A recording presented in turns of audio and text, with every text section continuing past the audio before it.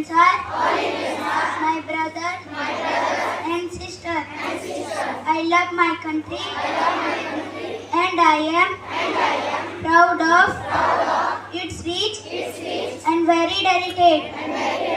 I shall always strive to be worthy of it. I shall respect my parents, teachers, and elders. I shall treat everyone with courtesy. To my country and my people, I place my devotion. In their well-being and prosperity alone lies my happiness. Thank you. Thank you, sir.